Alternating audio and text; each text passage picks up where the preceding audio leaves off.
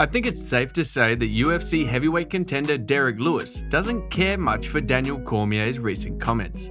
The Black Beast is slated to return this Saturday night in the main event of UFC Vegas 68. Lewis is set to face Sergey Spivak in the 5-round headliner, with Spivak on a bit of a tear, coming into the fight winning 5 of his last 6. Whilst on the other hand, Lewis has had a bit of a tougher run of it, currently on a 2-fight losing streak, having lost 3 of his last 4. That said, it was against very tough competition like Cyril Gane, Tai Tuivasa and Sergey Pavlovich. However, Daniel Cormier doesn't believe the result matters that much for Derrick Lewis's championship aspirations.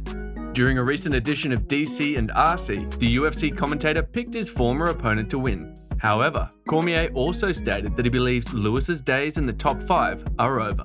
During the show, he said, "So I'm going to tap in that Derrick Lewis wins the fight. I think he's going to knock him out, but I do believe that. I think Derrick's done at the top. I think Derrick's absolutely done at the top of the division. I just don't know if he still can't knock out number 10, 11, 12, 13, because I just don't think those guys are as good as they are."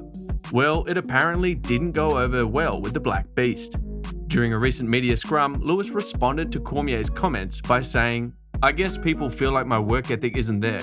They felt like I wasn't taking myself seriously, the fight game seriously or whatever. I don't blame them, but I've got to go out there and prove to everyone I can still do this. I can be in the top 5. I don't give a damn what DC says. I've seen that bull S. I guess you've got to say that when you've got high cholesterol. F him. But yeah, I feel like I can still be in the top 5. Bellator president Scott Coker reveals that he's in talks with Luke Rockhold over possibly working together again. Whilst it looked like Luke was done with MMA following his decision loss to Paulo Costa in August of last year, once he was officially released from the UFC, he went on the MMA Hour to make his intentions known that he isn't completely done in the sport. Before he came to the UFC, Rockhold had a great run at Strikeforce. He went 9-0 in the organization and became the Strikeforce middleweight champion. According to Coker, the two coming together to make a deal isn't off the cards, saying, "We've talked to Dave Martin, Rockhold's manager, and I think he's going to come to the fight. We'll probably have a conversation or two. We just haven't sat down and had a real conversation yet. We've been busy with this event, but we will at some point, to see if there's something we could work or if there's a fit." At the time of recording, Luke Rockhold is 38 years old and has lost 4 of his last 5. So whilst his time in the sport must come to an end at some point, his hopes of mounting a third act in his career could mean a few paydays under the Bellator banner. After achieving more than the average middleweight, would you like to see Luke Rockhold back in the MMA cage, or do you think he should call time on his career? UFC veteran Matt Brown has recently issued a warning to Jake Paul on the heels of Paul's announcement that he will be transitioning to MMA under the PFL banner. The deal between Jake Paul and PFL was struck last month and came as a bit of a shock to most who didn't think Paul was capable of transitioning into MMA.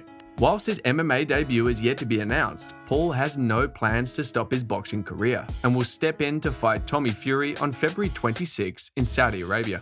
Whilst pundits and fans are likely a mix of excited and anxious to see Jake Paul make his MMA debut, since his meteoric rise in combat sports, MMA veteran Matt Brown offered a bit of a warning to Paul on the Fighter vs. the Writer podcast, saying, "When Jake Paul comes to MMA, I think one thing he's going to discover is these guys that he's fought in these so-called boxing matches. For one, he fought all older guys. I'm not going to call them washed up, but they weren't boxers. They were older. These MMA guys, I know a lot of MMA fighters, even ones that aren't good, and they're effing lions. They're starving, blood-hungry lions. It's a different beast. There's some beast boxers too, but generally they're athletes playing a skill game." He continued by saying, "I'm not sure what his whole plan is here. He was talking about he wanted to be a real boxer. You can't train MMA and go box real boxers.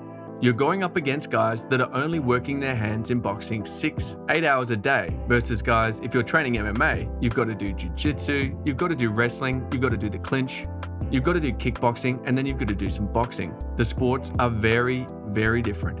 When an MMA legend like Matt Brown speaks, especially about MMA, it would likely pay to at least hear him out. Brown has had an extremely long career in the sport, has been fighting in the UFC since 2008, and has faced the who's who of MMA, like Cowboy Cerrone, Stephen Thompson, Robbie Lawler, Johnny Hendricks, Carlos Condit, and most recently getting edged out in a split decision loss to Brian Barberena. How do you think Jake Paul will fare in MMA? And do you think he will be fed tough competition or spoon-fed opponents? Matchroom Boxing's Eddie Hearn wants to see Francis Ngannou box Anthony Joshua.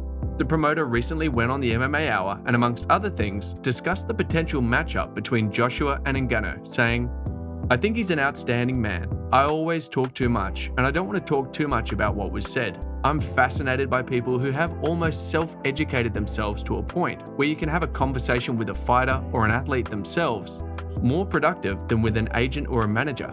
I reached out to Francis just to say, look, I just want to know. I'm getting all these approaches from people claiming I represent Francis Ngannou. Just tell me who I need to speak to." And the answer was, me. I really like that. Hearn continued by saying, "For me, we would love to be involved in his career. The Anthony Joshua fight is just probably one of the biggest fights that could be made across any kind of sport. Obviously, the Tyson Fury fight is there for him as well, but I was pretty captivated by him. I'm not a massive MMA fan, but I still respect what he's achieved there. I just found him to be an outstanding gentleman, so we'll see where it goes." Whilst a boxing contest between Anthony Joshua and Francis Ngannou would be a huge matchup, many argued that it wouldn't be quite as big as the Tyson Fury fight for Francis.